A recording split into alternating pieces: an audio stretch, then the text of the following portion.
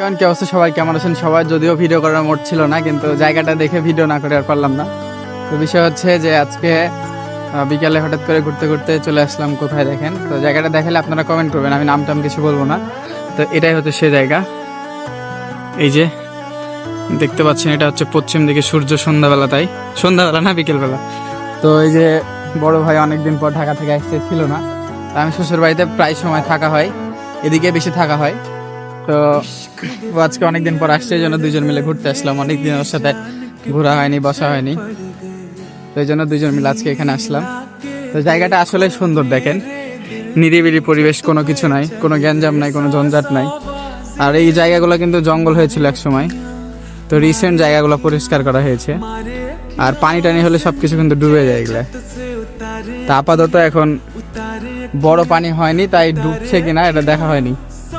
অবশ্য ডুবতে পারে, যেহেতু ডুবা জায়গা। তো এই জায়গাটা কোথায়, কে কে চিনেন অবশ্যই কমেন্ট করে জানাবেন।